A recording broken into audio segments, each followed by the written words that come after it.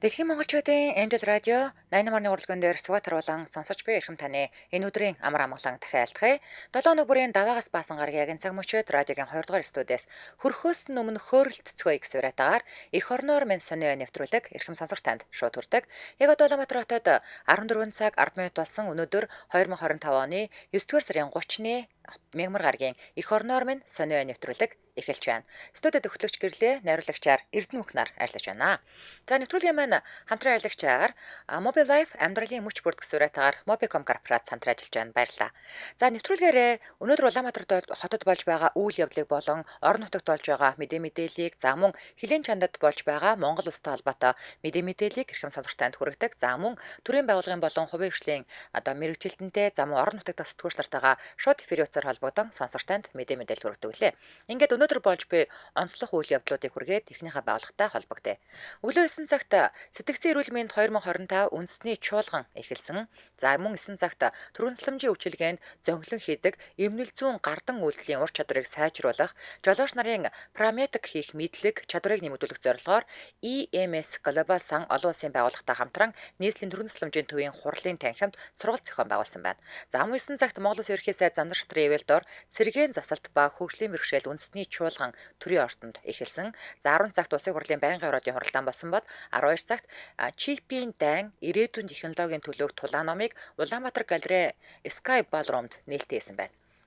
За хилийн чандад Тринадад ба Тобаго 100 бодолт даамын эмэгтэйчүүдийн дэлхийн аврах шалралт тэмцээн үргэлжилж байна. За Казахстаны Алматыд өсвөрийн шатарчдын дэлхийн аврах шалралт тэмцээний сүүлийн үргийн тоглолт болж байгаа бол Гүржийн Тбилис хотод холимог тулааны дэлхийн аврах шалралт тэмцээн үргэлжилж байна. За энэхүү мэдээллийг хүргэснийхаа дараа тээврийн цагдаагийн албаны урсгал хэлцээний ахлах мэргэжилтэн цагдаагийн өшөөч отхон тамиртай холбогдсон мэдээлэл авъя.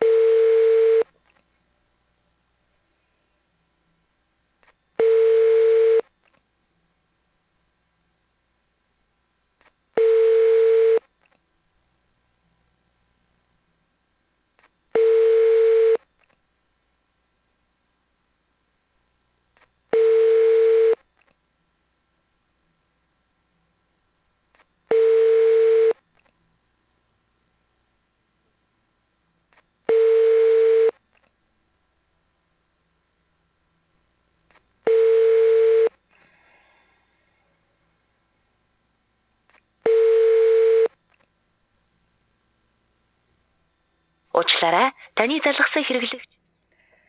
За манай эрхэм хошууч зам дээр ажилдаа зогсож байгаа юм болов? Утсан дээр өгөхгүй байх чинь. За нэг мэдээлэл хүргэчээд эргээд холбогдъё тийм ээ.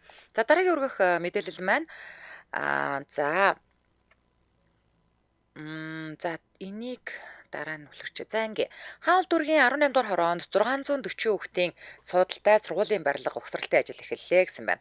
Хаал дүүргийн 18 дугаар хороо Хүнүү 22 хорооллын баруун талд 640 хүүхдийн суудалтай сургуулийн барилга угсралтын ажил өнөөдөр эхэллээ. Уг сургууль ашиглалтанд орсноор Хүнүү 22000 энийг одоо 22 хороол гэдэг юм уу? Ямар хэцүү юм бэ? 42 шүү. Хороолол Агниста хотгоо орчмын хүүхдүүд гэрээсээ ойр зайд төрийн өмчийн сургуульд суралцах боломж бүрдэн. За сургуулийг 2026 оны 9-р сарын 1-нд ашиглалтанд оруулах бөгөөд гүйцэтгэгчээр Ган Тонд Construction компани шалгарсан байна. За энэ талаар нийслэлийн санхүү эдийн засаг хөгжлийн бүтээн байгуулалтыг эрчимжүүлэх төсөл хөтөлбөрийн зохицуулагч Хос Баяр Хаал дүүргийн 17-18 дугаар хорооны хүүхдүүд гэрээсээ хол явж төрийн өмчийн 130 болон 32 дугаар сургуульд хамрагддаг. За тухайн орчимд Номин Риалтор компани хувийн сургууль барихаар төлөвлөж байсан газрыг зөвшөлдсөний үр дүнд төрийн өмчийн сургууль болгох шийдвэр гарсан. За энэхүү 640 хүүхдийн сургуулийн суурийг өнөөдөр тавьж байна. Эх оны 9-р сарын 1-нд сургуулийг ашиглалтанд оруулахаар гэрээлсэн гэсэн байна. За хаан улдурын 18 дугаар хорооны засаг дарга мөнх жаргал. Манайх хороонд сургуулийн насны 5,000 гаруй хүүхэд амьдардаг. Гэсэн хэдий ч одоо төрийн өмчит сургууль байхгүй. Харин жилийн төлбөр нь 15-аас 120 сая төгрөгийн төлбөртэй хувийн сургуулиуд үйл ажиллагаа явуулдаг. За энэ нь эцэг эхчүүдэд тодорхой хэмжээний санхүүгийн дарамт болдог нь дамжиггүй гэлээ. Уг сургуулийн барилга угсралтын ажлын гүйцэтгэгчээр Гантонд Construction компани шалгарсан. За нийслэлийн хөрөнгө оруулалтын газар захиалагчийн техникийн ярилцлагыг хэрэгжүүлэн ажиллах юм байна. За энэ мэдээллийг хүргэснийхаа дараа тээврийн цагдаагийн албаны өрсөлдөл хэлцэн ахлах мэргэжилтэн цагдаагийн өршөөч Чотхон Тамиртай дахин холбогдъё.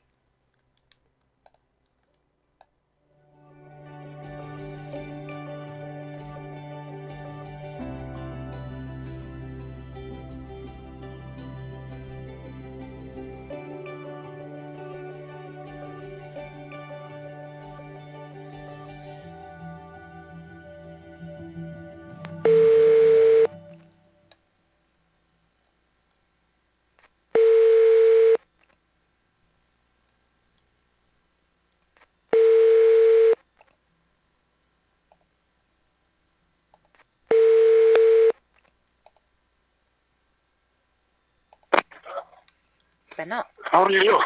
За хамрыг ирээ. За сонсогчдоо өнгөрсөн 7 хоногийн замын нөхцөл байдал болон сэрэмжлүүлэг мэдээллийг хүргээч гэж холбогдлоо.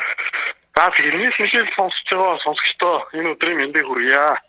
За замын хөдөлгөөнд оролцож байгаа жолооч иргэд маань анхаарах ёстой зүйлүүдийг хамгийн түрүүнд зөвлөжлээ. Тэгэхээр энэ нь одоо яг жолооч иргэдийн маань тээврийн эхлэлийн одоо үйлчлэлийн бэлтгэл ажил бол нэг нэмэр цагт болж ирсэн. Тэгэхээр тээврийн эхлэлийнхаа техникийн бүрэн бүтэн байдал буюу өвлийн тос тийм ээ намын дээрээс нь өдөр өдрийн дугуй техникийн фактор одоо шалгаараа гэдэг зөвлөмөр байна. Өнгөрсөн 7 хоногт бас Ахуй аймаг Аранга аймгийн нутаг дэвсгэрээр их бага хэмжээгээр орсон мэдээлэлтэй байгаа. За ер нь цагаараа урьдчилсан мэдээгээр бас энэ цоогийн сүүлээс хөтлөөд бас хүүтний чанар ийм төлөв байдалтай мэдээлсэн. Тэгэхээр яаж авахгүй жолооч иргэдээ одоо тээврийн техникийн бүрэн бүтэн байдлыг хангах шаардлагатай байна гэдгийг зөвлөж хэлмээр байна. За. Байна. Би бол таныг сонсоод л байгаа шүү. За. Тэгээд энэ жил бас манай тээврийн албаны шилдэг зөвлөгч гэхээр одоо жил уламжлалын 58 дахь жилдээ зохион байгуулж байгаа тэмцээн маань бас зохион байгуулагдлаа. Яг одоо бас өндөрлөж байна. За. Үүн дээр бас яг нэг уул зургийн голд албаагч бие зохиолтой иргэдийнхээ аюулгүй түрүүн шуурхай зохицуулах чиглэлээр нь анхаардаг албаагч нарын дунд мэдлэг ур чадвар бүхтүүлэхээр нь бол тэмцээн уралдаан зохион байгуулдаг. Ингээд шилдэг зохиолагч тэмцээнээр маань одоо Монгол улсын хэмжээнд зохион байгуулагдаад өнөөдөр ингээд өндөрлөө. Бас онцлог мэдээлэл үлдэх юм байна. За хоёр дахь нь бол хүүхдээ аюулгүй төвлөрснээр манай иргэд маань онцгой анхаараарай гэж зөвлөмөр байна. Сүүлийн бас хүүхэд одоо тээврийн дотор явж байгаа гинтж байгаа бэлтэж байгаа услын дуудлага мэдээлэлүүд нутагтээд байгаа. Тэгэхээр энэ дээр бас онцгой анхаарахыг зөвлөж хэлмээр байна. Нэг зүйл тодруулж асуух гэсэн. Одоо ингээд сая замын цагдаа нарын ингээд ур чадрын тэмцээн боллоо гэд хэллээ шүү дээ. Дөнгөцөө өндөрлөж байгаа юм байна тий. За ер нь би одоо аль 2001 оны жолооч болохоор одоо яг үннийг хэлэхэд мартчихжээ. Жолооны курст ингээд сууж байхад тэр замын цагдаагийн ингээд нөгөө тохиураараа ингээд дохио ингээд нөгөө тэрийг биднэрт заадаг үлээ. Жолооны курс заадаг үлээ. Замын өдрийн 813 буюу уулзрын бол бие зохицуултыг хийх бол иргэд бол сургалтын байгууллагууд бол заадаг. Цагдаагийн байгууллагаас бол яг одоо уулзрын бол бие зохицуулт хийж явах үед бол жолооч иргэд маань дарааллын тэмдэг болон гэлэн тохиолоо мөрдөхгүйгээр зөвхөн бие зохицуултыг дааж мөрднө гэсэн дүрмийн заалт байдаг. Тэгэхээр яг энэ дүрмэн дээр заагдсан үйл ажиллагаа учраас цагдаагийн албаагч нар уулзрын голд үүрэг гүйцэтгэдэг. За зохицуулагчийн бие зохицуултыг бие хилэмж улам байрлалаар нас замын хөдөлгөөний дүрмэн дээр бол тайлбарлагдсан байдаг. За. Заримдаа яг үнийг хэлгээд энэ яг яагаад байгаа вэ гэдгийг нас мэдгүй өнгөрчих үе байдаг аахгүй юу? За нэг хоёрт нь за замын цагтаа дохлоо штэ. За ингээд зогсгээ тий. За дохлоо. За магадгүй тэрийг ингээ анзаараагүй ингээд өнгөрчих тохиолдол байлаа гэж бодоход энэ тохиолдолд ямар арга хэмжээ авдтэй? За ерөнхийдөө зохицуулагчийн одоо уулзрын бол бие зохицуулт хийж байгаа гэлэн тохиолдол буюу зохицуулагчийн тохиог зөрчсөн тохиолдолд бол дараагийн пост руу зарлан мэдээлэл явуулдаг. За ингээд дараагийн паст бол тухайн зөвлөгчийн зардан мэдээллийг зөвлөгчийн тохиог зөрчсөн тухай хариуцлага тооцох юм зөвлөлттэй байдаг.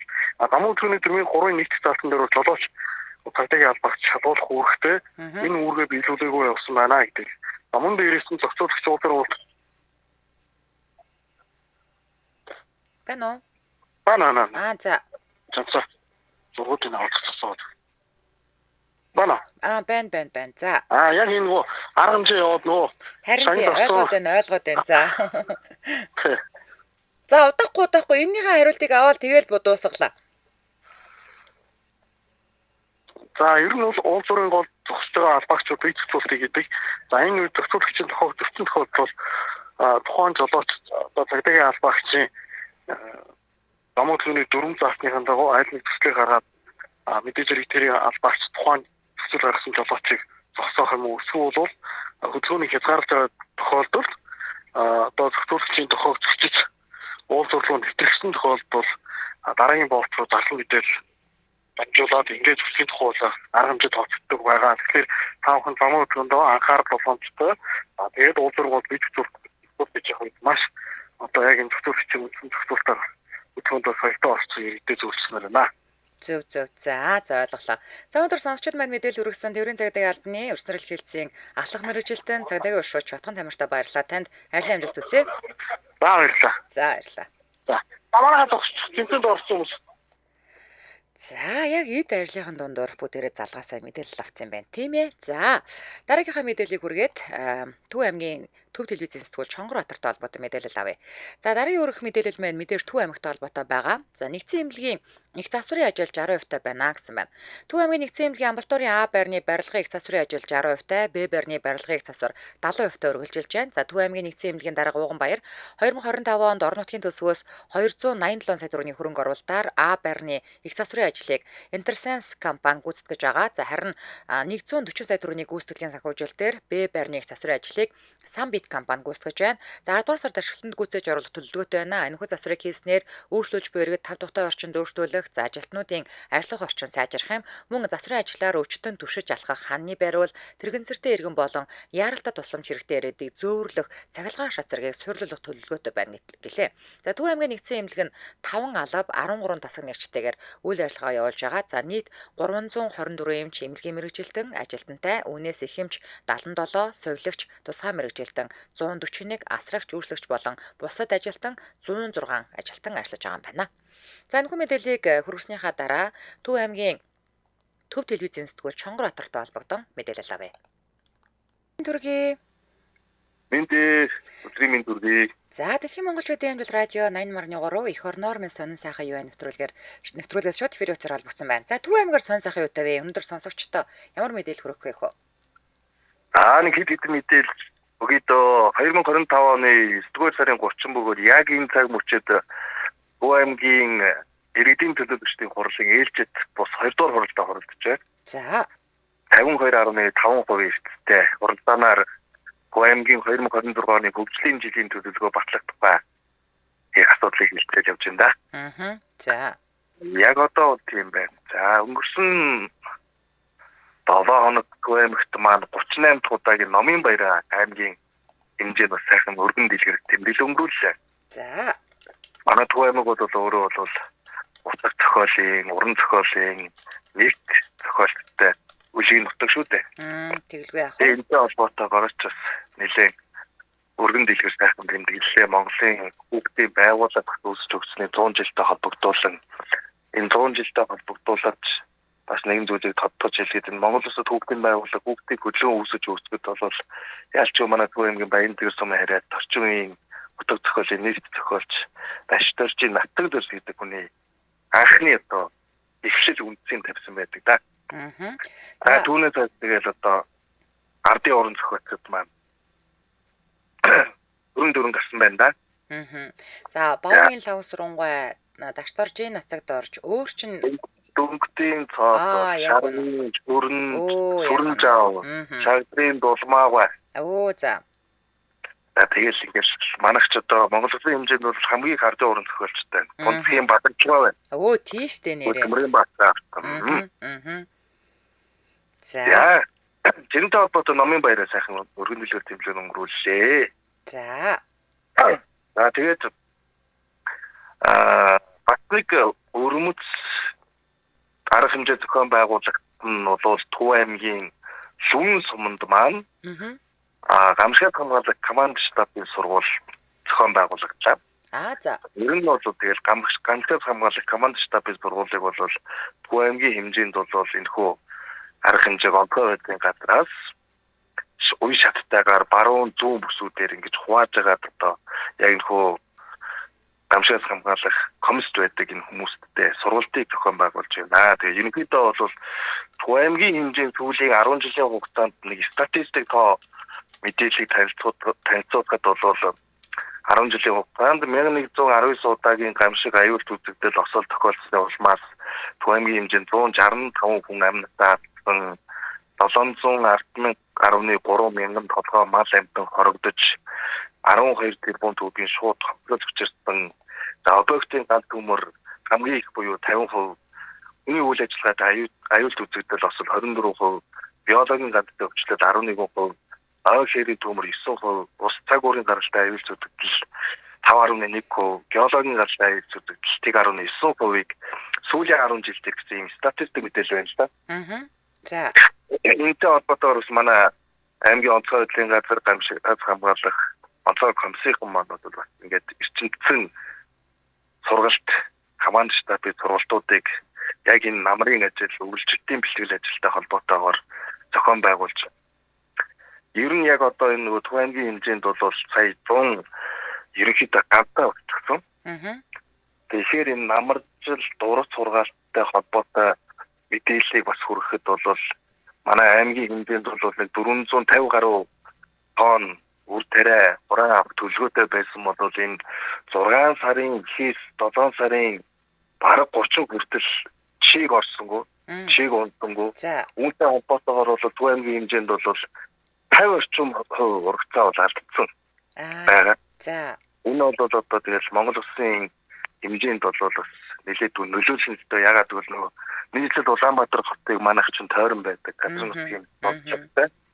Энэ 50% урагцаа алдж байгаа юм нэг харамсалтай мэдээ. Ястай харамсалтай мэдээ тийм. Энэ чинь одоо тэгээд сая сүүлийн 7 хоног бас нэдэд хүүхдүүдтер зарим газраараа застай, зарим газраараа хүүхэн бороотой байсан учраас 7 хоног бас урагцаа хураахгүй аймгийн хэмжээнд өнгөрлөө. Тэгээд өчигдөр даварж идраач гэх юм одоо цагаагаар хэвийн байдалтай орж ийн. Ерөнхийдөө нэг 11 сарын дунд орчим хүртэл бол 50% урагцаа бол хураагаад авчихна гэсэн төлөвлөлтөд хөдөлгөөний боловсрол маань явж байна да. Зөв. За. За тэгээд одоо Ахмадын баяр, багш нарын баяр гэж Төв аймагч ер нь буужигнах шинжтэй л байна шүү дээ. Тэгээд одоо дөнгөж саяхан бас аймгийн ерөнхий боловсролын сургуулиуд дээр бас нэг аймаг орон нутгийн удирдлагууд маань нэг хамгийн их тулгамжид байдаг сургуулиудад сургалтын тоног төхөөрөмжүүдийг бас нэг гадуулсан арга хэмжээ боллоо. Зөв. За. Ойрын төвийн сайхан юм байна да. За өнөөдөр холбогдож сонсогчдод маань Төв аймагтай холбоотой мэдээллийг хүргэсэн Төв аймгийн Төв телевизийн сэтгүүлч Хонгор Батартаа баярлалаа. Авилан амжилт хүсье. За баярлалаа. За баярлалаа. За Улаанбаатар хотод 12 цаг 29 минут болсон. Нэвтрүүлгийн маань хамтран ажиллагчаар Mobile Life амьдралын мөч бүрд гэсвэрэгээр Mobicom корпорац хамтран ажиллаж байна. За Mobicom корпорац Connect Life даатгалын компанитай хамтраад Монголд анх удаа 100% дижитал амьдралын даатгалын үйлчилгээ буюу Mobile Life-ыг нэвтрүүлж Mobicom-ийн хосолсон болон дараа төлбөрт хэрэглэгчтэй 1-4 сая төгрөгийн одоо хорт хавдрын даатгалд үнэгүй хамруулсан. За харин энэхүү даатгалын бүтээгдэхүүнээ илүү өргөжүүлж хорт хавдрын өндөр өртөгтэй даатгал болон орлого хамгаалтын буюу амь насны даатгал гэх шинэ боломжуудыг нэмсэн байна.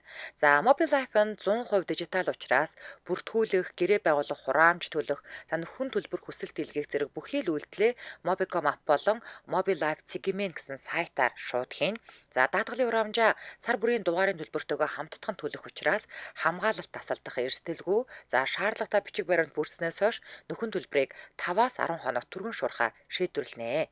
За бүртгүүлгийг хүсэх юм бол та Mobile Life Цэгмэн сайтаар зочлох, за эсвэл Mobicom app-ийн Mobile Life цэс рүү нэвтрээрэй. За өөрийн нас хүйс болон сонгосон багцаа оруулахад даатгалын сарын хураамжийг систем шууд тооцоолж танд харуулна. За тэгээд заавал салбар дээр очих шаардлагагүйгээр гэрээгээ цахимаар байгуулах нь байна. За тэгээд та хэрвээ Mobicom-ын хэрэглэгч бол өөрийнхөө оператор болох 2222 руу за өөр операторын дугаараас бол 1800 2222 руу залгаарай. За ингээд нэвтрүүлгийн хамтран ажиллагчаар Mobile Life амьдралын мөч бүрт гэсэн уриатгаар Mobicom корпорац хамтран ажиллаж байна. Баярлалаа. За өргөжлүүлэн нэг мэдээлэл хүргээд дараагийнхаа байгууллагатай холбогдъё. Улаанбаатар хотод 14 цаг 31 минут болсон байна. За дараагийн өрх мэдээлэл маань ипотекийн хөтөлбөр хэрэгжиж эхэлснээс хойш 139 мянган өрхөд зээл олгожээ гэсэн мэдээлэл байна. Улсын хурлын эдийн засгийн байнгын орооноос байгуулсан ипотекийн зээлийн хөтөлбөрийн хэрэгжилтийг хянан шалгаж санал дүгнэлт гаргах үүрэг бүхий Арилын эсгийн анхны хуралдаан энэ сарын 29-нд боллоо. Арилын эсгийн хуралдаанаар Монгол банк, хот байгуулалт, барилга орон сууцчлалтын болон сангийн ам, Монголын ипотекийн корпорацийн орон сууцны ипотекийн зээлийн хөтөлбөрийн нийслэл хот болон орон нутагт хэрэгжүүлж байгаа үйл ажиллагаа, санхүүжилтийн тогтолцоо, орон сууцны төсөл хөтөлбөрүүдийн талаарх мэдээллийг сонсон байна. За ипотекийн зээлийн хөтөлбөр хэрэгжиж эхэлснээс хойш нийт 10.1 их 80 төгрөгийн зээлийг 139 мянган өрхөд олгоод байгаа ч. Энэ зээлийн дундаж хугацаа 17.7 жил ба 2023 оноос орон нутагт 3% хүүгийн татаастаа зээл олгож байгаа. За энэхүү татаастаа зээлийн эхний 3 жилийн 3% хүүг улсын төсвөөс олгож байгаа бөгөөд урьдчилгаа төлбөрийн 60% батлан даалтад хамрагдах боломжтой байна. За банкны систем дэх зээлийн бүтээгдэхүүний дотор ипотекийн зээл өндөр чанартай тооцогддог. 95.1% нь хэвийн, 4.6% нь хугацаа ятарсан, 1.3% нь чанаргүй зээлийн ангилалд хамаардаг. За өнгөрсөн оны 2 дугаар улирлынхаас ипотекийн зээлийн санхүүжилт нэмэгдэж 4 дугаар улиралд банкны системийн өсөлт 33.1% хүрсний дотор ипотекийн зээл 23.9%-аар өсжээ. Шинээр олгосон зээл өнгөрсөн онд өмнөх оноос 1.5 дахин нэмэгдсэн бол эх оны 9 дугаар сарын байдлаар ипотекийн зээл авах 4.9 их 80 төгрөгийн шийдвэрлэгдээгүй өсөлт хуримтлагджээ. За энэхүү мэдээллийг хүргэснийхаа дараа Азура гэд гоё цэцгийн дэлгүүр байгаа. За Азура цэцгийн дэлгүүрийн захирал Оюун Баяртай холбогдсон мэдээлэл.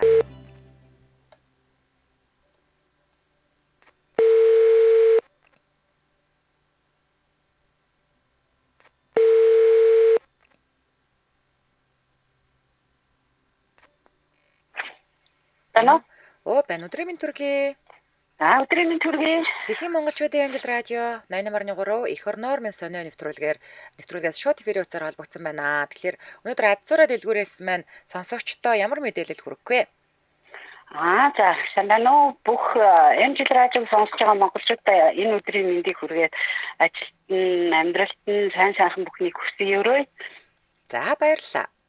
За тэгээд манайх Азура фолловер гэж цэцгийн дэлгүүр Баянзүрх дүүргийн 26 дугаар хорооны хороонд Paradise Palace-ад үйл ажиллагаагаа явуулаад одоо 2 жилийн хугацаа болж байна. Тэгээд дэлгүүрээ би болохоор өөрийн мэргэжил болохоор намайг Ухнаа өвгт Оюун Баяр гэдэг. Миний мэргэжил болохоор багш эрхтүүж. Тэгээд би одоо энэ дэлгүүрээ болохоор өөрийнхөө хоббигоор ажиллаж байгаа. Ямар гоё. За хоббигоор ажиллаж байгаа. Би бол яг цэцэг урамгалын мэргэжилтэй бол хүн биш.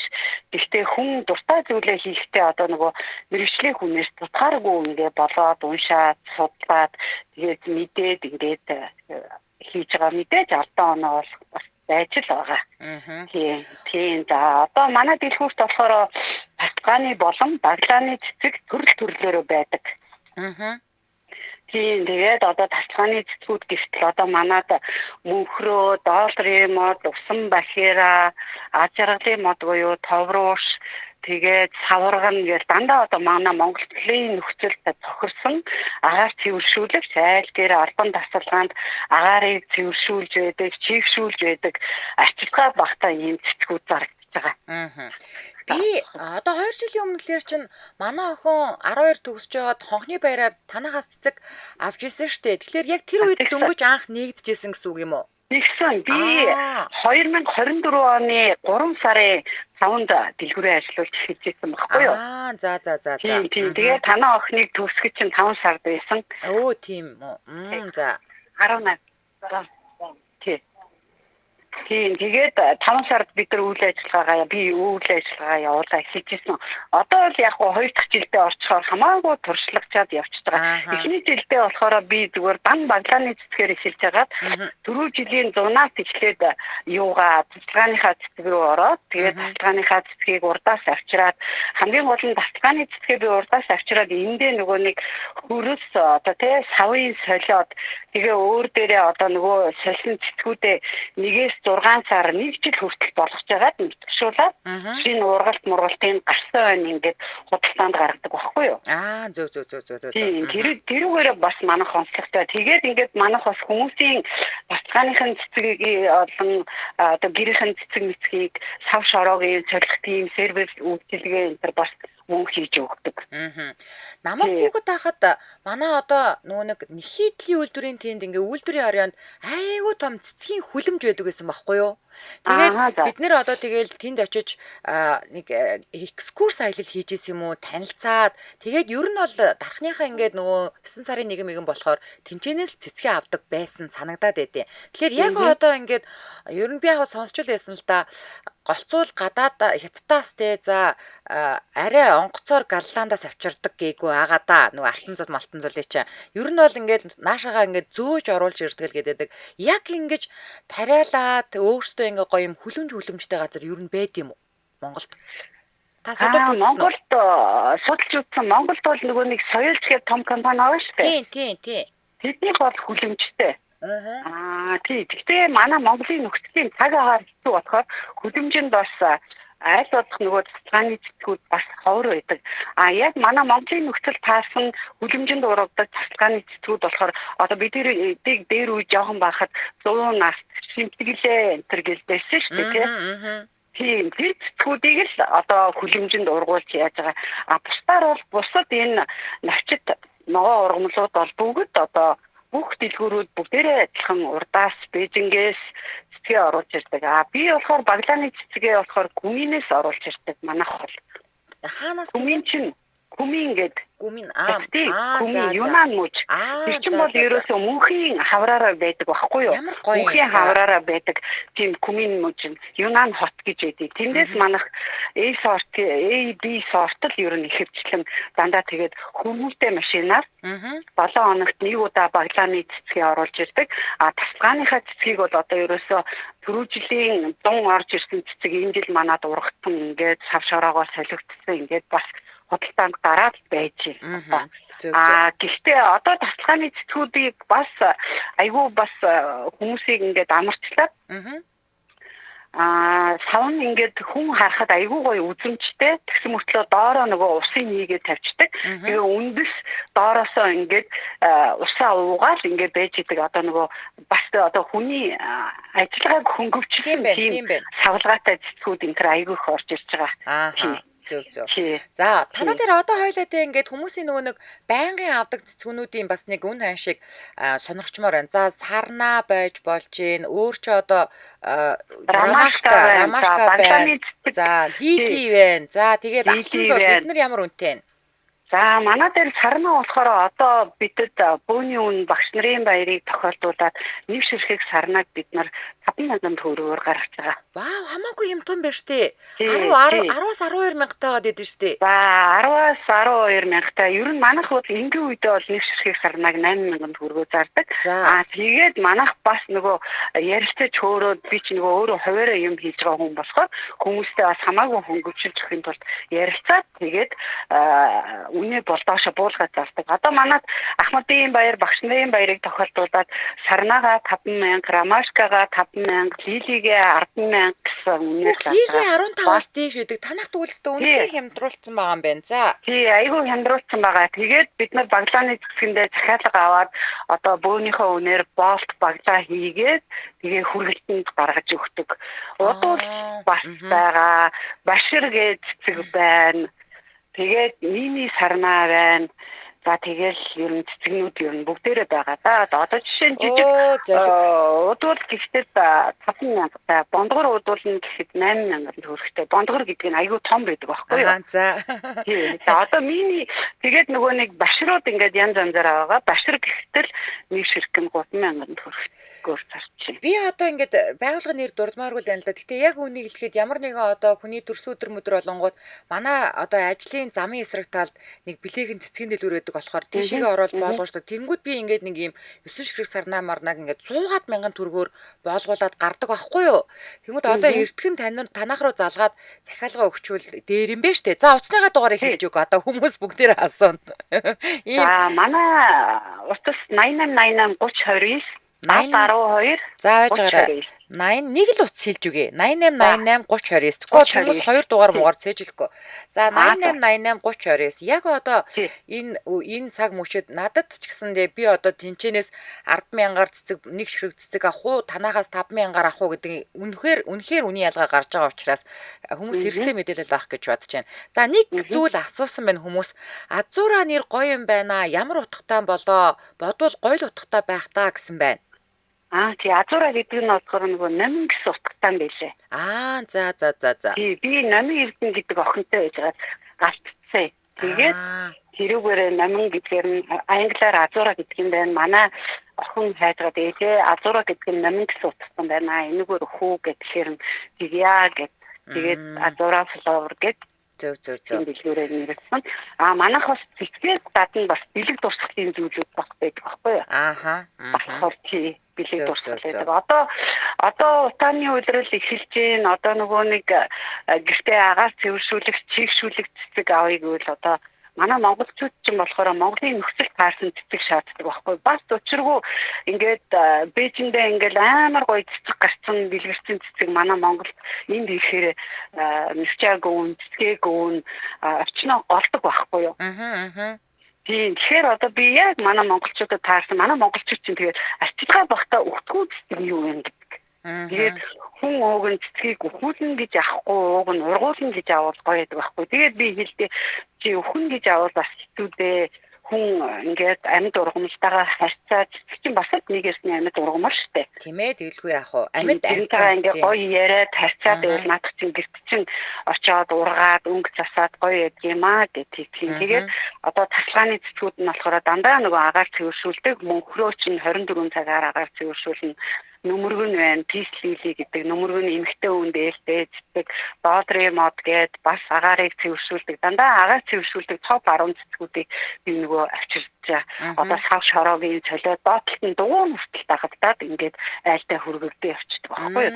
Тэгээ бүх урсгалгаа, заавар одоо тэр цэцгийн бэлэгдэл нь юу юм те? Урсан бахираа гэхэд ямар бэлэгдэлтэй, саварган гэхэд ямар бэлэгдэлтэй.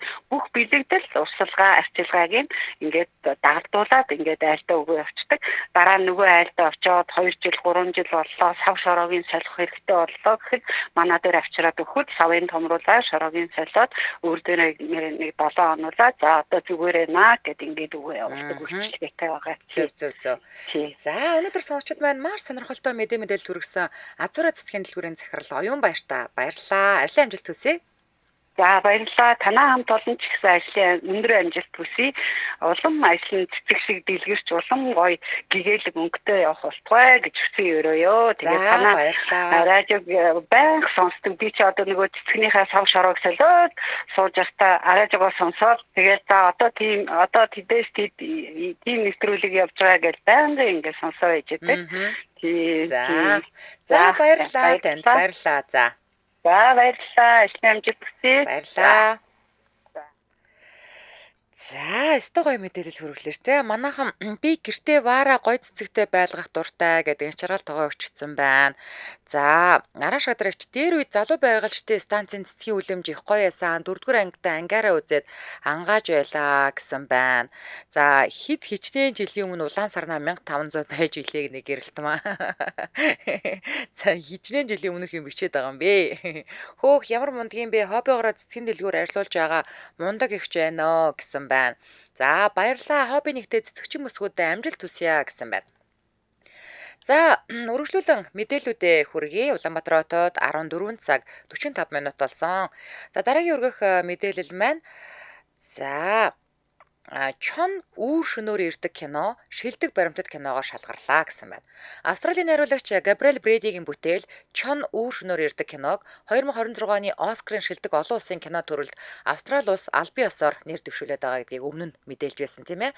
За энэ кинонд Баянган аймгийн Бууц цагаан сумын харьяат даваг сүрэнгийн даваа сүрэн болон түүний гэргий Даш цэвгийн отхон заяа нарын бодит түүхээр дамжуулан мянган жил оршсоор ирсэн нүүдэлчин ахуй соёл маань уур амьсгалын өөрчлөлтийн сорилтод өртөж дасан зохицох, дисэж давах, дотоод дархлаагаа хэрхэн хайж байгаа юм игэл түүх юм байна. За тэгвэл өчигдөр бүгд найрамд Хятад улсын Фужоу хотод болсон 12 дахь торгоны зам олон улсын кино наадмаас Австралийн Our Hair Production, Германы Хромсон фильм болон Монголын 3 медиа хамтран бүтээсэн Чон үүр шөнөөр ирдэг торгоны зам шилдэг баримтат кино шагналыг хүртлээ. Энэ наадамд 125 орны 2825 бүтээл ирснээс баримтат киноны төрөлд 100 гаруй бүтээл өрсөлдсөн байна. Өргөжлүүлээд Өмнөгов аймагтай холбоотой мэдээлэл хүргэе. За хавдрын эсрэг аянаар 12 тохиолдлыг илрүүлжээ гэсэн байна.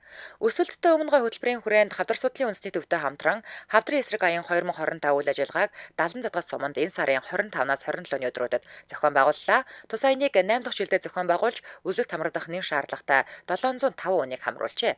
Үүнээс хавдрын хяналтын үзлэгт 131, хавдрын урьдчил с жигтэй тохиолдолд 42, шинээр онцлогдсон 12, эсийн шинжилгээ 73, эдийн шинжилгээ 6, дуран 20, компьютер томограф 39, мис ажилбар 1, анхан шатны эмчийн хяналтанд 223-ыг хамруулан үе шатны хяналтанд шилжүүлсэн байна. Өргөжлүүлээд жүжигчин зохиолын улсын уралдааны шагналтнууд тодорлоо. Соёлын бүтээлч үйлдвэрлэлийн тэргүүлэх чиглэлүүдийн нэг болох утга зохиол, ном хэвлэлийн салбарыг хөгжүүлэх, бүх нийтийн их хэл, уран зохиолыг, боловсролыг дэмжих, хүүхэд залуучуудын үндэсний ухамсар сэтгэлгээ бахархлыг төлөвшүүлэх зорилгоор утга зохиолын 7 хоног аяныг орон даяар зохион байгууллаа. Спорт, соёл, аялал жуулчлал залуучуудын яам, соёл урлагийн газар, Монголын зохиолчдын эвлэлээс зохион байгуулсан тус аяны хүрээнд жүжигчин зохиолын улсын уралдаан зарлаж шилдэгүүдэд тодруулсан байна. Шин залууран бүтээлчдээс гадна туршлагатай зохиолчид түүхэн, орчин үеийн хүүхэд залуучуудын сэдвээр өрсөлдөжээ. Түүхэн сэдэвт жүжигчин зохиолын төрөлд соёлын гавь зүтгэлтэн Саран туяа цуссан тамхтай атан зохиолороо тэргүүн байр эзэлсэн бол Батуулдын Маргааш мандах нар, Элбэг төгсийн Доолон төмөр алтан элдийн гисгэл бүтээлүүд удаасан байна. Төрөл тус бүрд шагнал хүртсэн зохиолуудыг танилцуулбал Атила хааны тухай жүжигчин зохиол, Тэргүүн байрт Түрбат Атила, за Дид байрт Наран соёл Тэнгэрийн ташуур Атила, Гутгаар байрт Султан Тэнгэрийн ташуур гэсэн жүжигчин зохиолуудаар, за орчин үеийн сэдв жүжигчин зохиолдоор мюзикл жүжигчин зохиолоор Тэргүүн байрт Зоригтбаатар Хуучин сүмийн дуун, Дид байрт Бадамжав Агч мод, Гутгаар байрт Итгэл Хаалгаа найраг Нэгэрэ гэсэн жүжигчин зохиолуудаар, за хүүхэд залуучуудын сэдв жүжигчин зохиолоор Тэргүүн байрт Элбэг төгс Тэнгисийн хоёр эрэг, Дид байрт Урянхаа өглөө бүхэн хүлээлгэх Улаан галт цэрэг, Гутгаар байрт Даш дондов хийлийн их шиг тус шалгарсан байна. За сүүлийн үед ер нь бол кино зохиол дээр даа ялангуяа ер нь гоё зохиол маш их дутмаг болоо. За тэгээд Оросын ч юм уу одоо нэг олон ангит кино нэг тийм ингээд албан ёсны эрхтэйгээр аваад одоо хуулбарлахаар нөгөөх нь Монгол хөрсөндөө бууж өгөхгүй нэг жаахан онцгой дөө кинонууд гараал байгаа тийм. Ер нь бол зохиол гэдэг юм баш үнцэнтэй болоод байгаа шүү дээ тийм ээ. За дараагийн мэдээлэл нь шинээр 9 байршилд үерийн хамгаалтын 70 шугам сүлжээ байгуулна гэсэн байна. Дэлхийн банкны өрөнгө оруулалтаар нийслэлийн 9 байршилд үерийн хамгаалтын 70 сувгийн барилга байгууламж борооны ус зайлуулах шугамыг шинжилж өргөдөх нь за техник эдийн засгийн үндэслэл болон байгаль орчин нийгмийн нөлөөллийн үнэлгээний баримт хүчийг боловсруулах ажлын даалгаврыг батлаад буян төслийг 2 багц болгон хэрэгжүүлэх юм а. Тухайлбал багц 1 ажлын хүрээнд үерийн хамгаалтын 70 сувгийг шинжлэх бол багц 2 төслөөр бохир усны шугам хоолойг шууд ухуулгүй доторлох шинжлэх технологи нэвтрүүлнэ. Төслийн техник эдийн засгийн үндэслэл байгаль орчин нийгмийн нөлөөллийн үнэлгээ боловсруулах гүйцэтгэгчээр Хот төлөвлөлт судалгааны институт шалгарч Дэлхийн банкта гэрээ байгуулж байна. Одоогоор эхлийн тайланг засаж дуусхан захиалагч болон Дэлхийн банкнд хүргүүлж санал зөвлөмж авчээ. Ирсэн саналыг тусган эхлийн болон дундын тайланг захиалагчид хүргүүлэх юм байна. За төслийн хүрээнд үерийн хамгаалтын барилга байгууламж борооны ус зайлуулах төв магистрал шугам барих юм байна. Хүн амын хит төвлөрөл, төлөвлөлтгүй суурьшил, уур амьсгалын өөрчлөлтөөс шалтгаалan нийслэлд ус үерийн хохирол өргөн хүрээг хамарч, иргэдийн амь нас, эрүүл мэнд, хотын дэд бүтцэд нөлөөлөх эрсдэлтэй тул үерийн хамгаалалт усны асуудлыг зохицууран шийдэх шаардлага бий болсон. Иймд Улаанбаатар хотын үерийн эрсдлийг бууруулах төсөл хэрэгжүүлэх хүрээнд 22 байршилд үерийн хамгаалтын барилга байгууламж, борооны ус зайлуулах, шугам сүлжээний ажлыг хийхээр төлөвлөжээ. Дараагийн мэдээ Сүхбаатар аймагтай холбоотой мэдээлэл байна. Засаг дарга Эдэрбат тэргүүтээ төлөөлөгчид Лянон мужид ажиллаж байна. Энэ онд бүгд найрамд Хятад улсын Лянон муж болон Сүхбаатар аймаг хооронд найрсаг харилцаа тогтоосны 10 жилээ тохиож байгаа. Бүгд найрамд Хятад улсын Лянон мужийн намын орооны дарга болон мужийн захирагчийн урилгаар аймгийн засаг дарга Эдэрбат Лянон олон улсын хөрөнгө оруулалт худалдааны 6 дахь ярамагт 20 орчим төлөөлөгчийн бүрэлдэхүүнтэй оролцож мөн тус мужтай танилцаж байна.